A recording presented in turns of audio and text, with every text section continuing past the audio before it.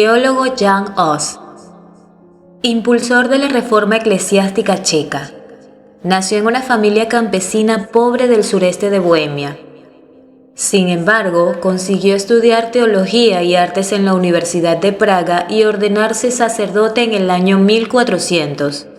En 1402 fue nombrado rector de la universidad, apoyado por el sentimiento particularista checo frente a la dominación germánica.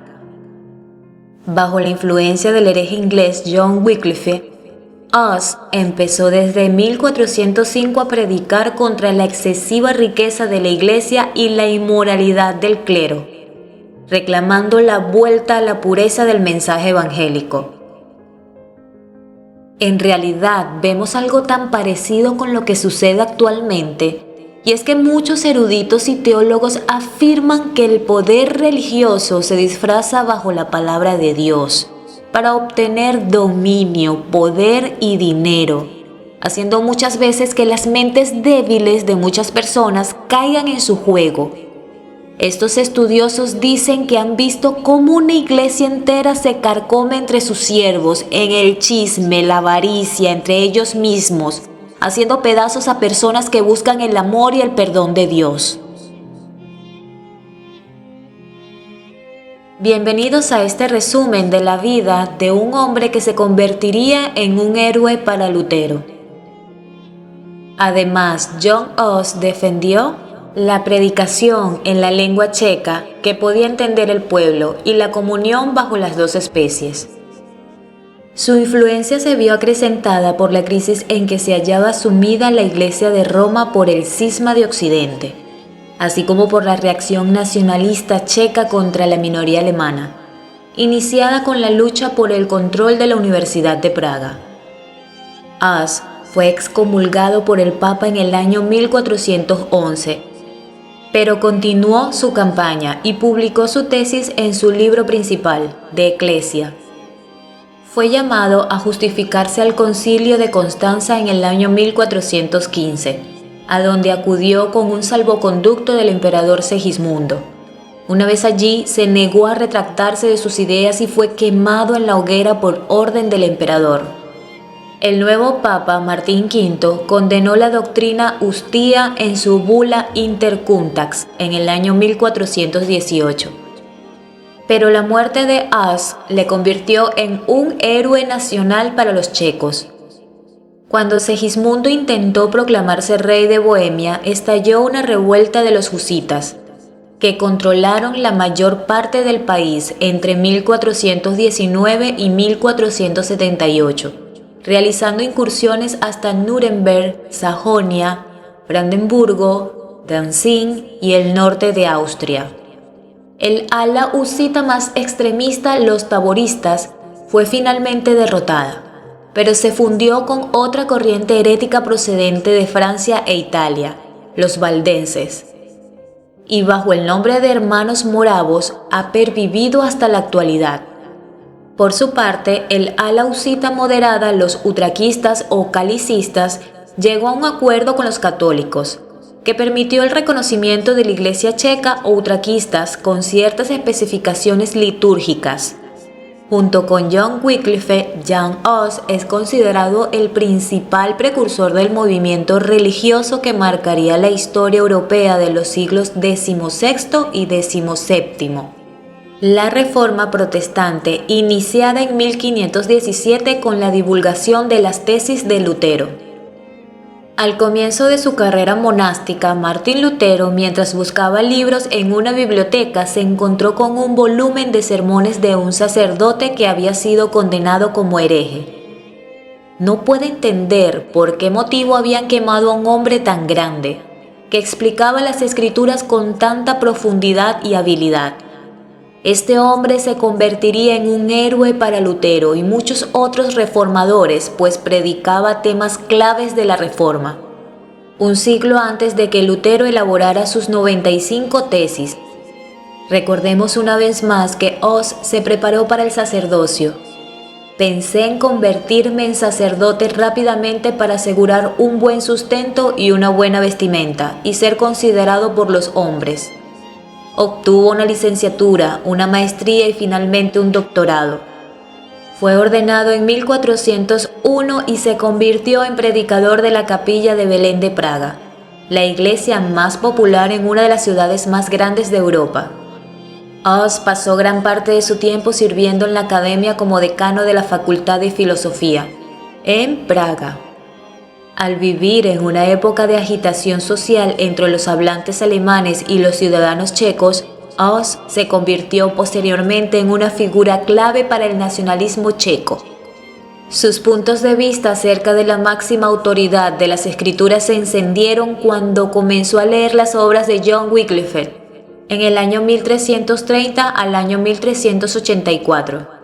Hus vivió en una época en que la inmoralidad infectó el sacerdocio de la Iglesia Católica.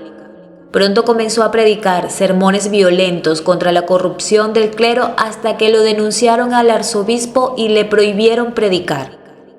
Mientras Hus leía las escrituras y observaba a los papas de su época abusar de su poder, concluyó que la autoridad papal no era la máxima. Necesitaba una base más sólida que la que se construyó a partir de la opinión de los hombres, sin importar qué tan solo considerados o eruditos fueran. Él construyó su vida y ministerio sobre la palabra de Dios. Además, argumentó firmemente contra las indulgencias. Estuvo a favor de que tanto el pan como el vino se sirvieran en la comunión y predicó en el idioma de las personas, en oposición a la idea de predicar en latín con el que se predicaba entonces.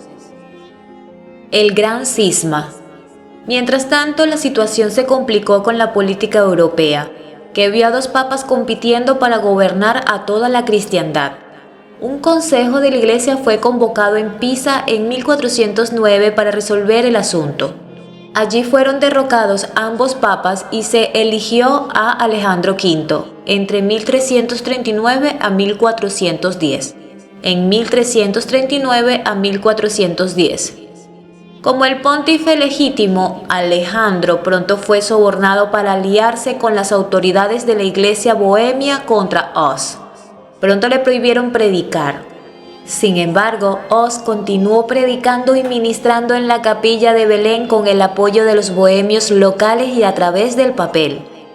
Cuando el sucesor del Papa, Alejandro V, autorizó la venta de indulgencias para recaudar fondos para su cruzada contra uno de sus rivales, Hus se enojó y se volvió aún más inflexible. El Papa actuaba por mero interés propio y Hus ya no podía justificar la autoridad moral del Papa. Se apoyó aún más en la Biblia, que proclamó como la autoridad final para la Iglesia. Hus argumentó que el pueblo checo estaba siendo explotado por las indulgencias del Papa.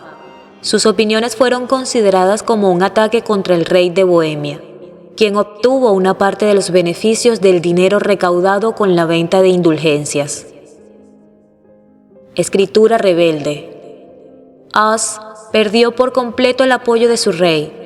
Su excomunión, que había sido abandonada tácitamente, ahora fue revivida y se impuso un interdicto a la ciudad de Praga, mediante el cual ningún ciudadano podía recibir la comunión ni ser sepultado en los terrenos de la iglesia mientras Hus continuara su ministerio. Para salvar a la ciudad, Hus se retiró al campo hacia fines de 1412, donde pasó los siguientes 2 años en una actividad literaria intensa, escribiendo varios tratados. En noviembre de 1414, el Concilio de Constanza se reunió y el emperador instó a Hus a venir y dar cuenta de su doctrina.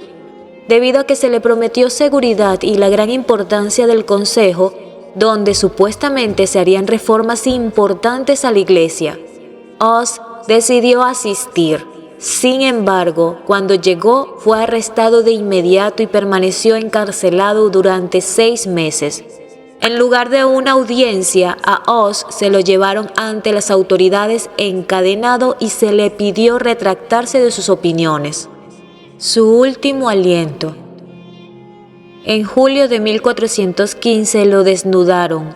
Lo adornaron con un sombrero de burro pintado con demonios y etiquetado como archihereje. Mientras tanto, él oraba por sus enemigos. Luego lo llevaron junto a una pila en llamas de sus libros y lo encadenaron a una estaca. En respuesta a estar encadenado, dijo: «Mi Señor Jesucristo fue atado con una cadena más dura que esta, por mi bien. Así que, ¿por qué debería avergonzarme de esta cadena oxidada?». Le dijeron una vez más que se retractara, pero él se negó, proclamando: «Lo que enseñé con mis labios ahora lo sellaré con mi sangre». Sus verdugos recogieron sus cenizas y las arrojaron a un lago para que no quedara nada de sus restos. Pero algunos checos recolectaron trozos de tierra del suelo donde Hus había muerto y los llevaron de regreso a Bohemia como a un monumento conmemorativo.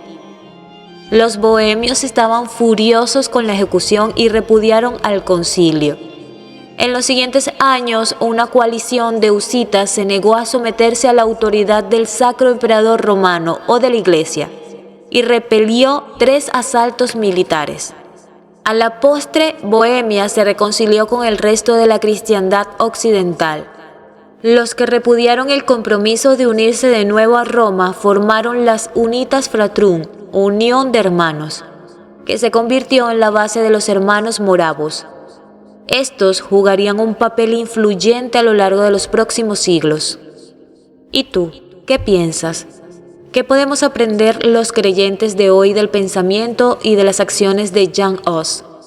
¿Estarías dispuesto a dar tu vida por defender la verdad? Hus inició la reforma en su tierra natal de Bohemia 100 años antes de que Martín Lutero hiciera lo mismo en Alemania. Sus convicciones estaban centradas en seguir la verdad de Dios, que era encontrada únicamente en las Escrituras, una idea que influyó a Lutero. Se evidencian muchos paralelismos entre la vida de Hus y Lutero.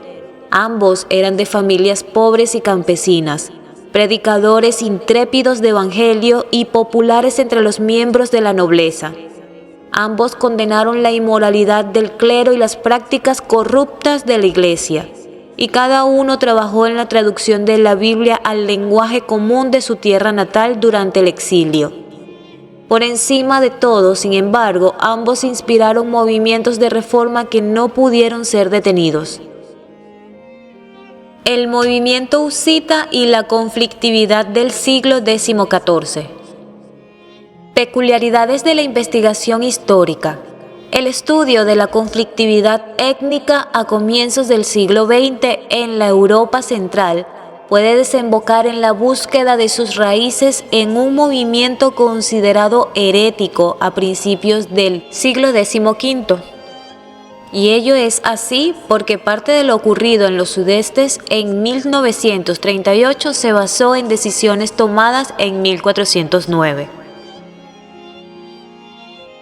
Ese es el origen de este trabajo, que sirve de apoyo a otro de mayor recorrido, centrado en el concepto de Segunda Guerra de los 30 años, que enlaza a las 2 guerras mundiales con el variopinto panorama de alteraciones que se planteó entre ambas, estudiando en conjunto cuánto ocurrió en Europa entre 1914 y 1945.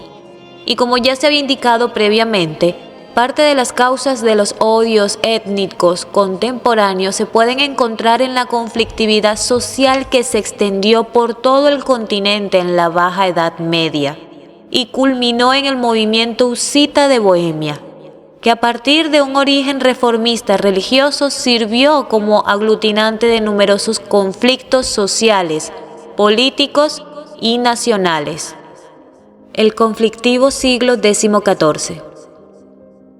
En los primeros siglos de la Baja Edad Media confluyó un conjunto de condiciones muy propicias para el crecimiento económico y demográfico en Europa. A las favorables circunstancias climáticas se le unieron ciertas innovaciones técnicas para dar como resultado inmediato una notable mejora en la producción agrícola, que a su vez fue la base para el desarrollo del comercio y el consiguiente auge de las ciudades como centros de intercambio y de prestación de servicios. Se trató de una auténtica revolución urbana y burguesa, alternativa al mundo rural y señorial aún prevaleciente, de una nueva economía y de sociedades urbanas, en gran medida libres del régimen feudal. El resultado de todo ello fue un gran crecimiento demográfico, que llevó la población europea de los 30 millones del año 1000 hasta los 74 de comienzos del siglo XIV. Sin embargo, tal desarrollo debía convivir con un régimen feudal, basado en la arbitrariedad de la imposición fiscal y la prestación de servicios personales, la existencia de una desigualdad jurídica poco propicia para mejorar la productividad agrícola y la omnipresencia de unos grupos privilegiados, la nobleza y la Iglesia, que paulatinamente iban olvidando sus deberes pero seguían exigiendo sus derechos en formas de tributos y prestaciones. El resultado era que el campesino medio no podía dedicarse por completo a la explotación de su tenencia, disminuyendo de este modo las ya demasiado débiles capacidades de producción, por lo que no generaba excedentes para su venta y por tanto no podía adquirir en el mercado aquello que no producía por sí mismo. Como resultado de estos desequilibrios, a lo largo de todo el siglo XIX, se sucedió un gran número de conflictos que pusieron en gran riesgo de derrumbe el entramado sociopolítico medieval. Quizás los puntos claves para entenderlo sean la sucesión de desastres climatológicos, con su corolario de malas cosechas, y la extensión de la peste negra en 1348, que se agravó al incidir sobre una población masificada y subalimentada.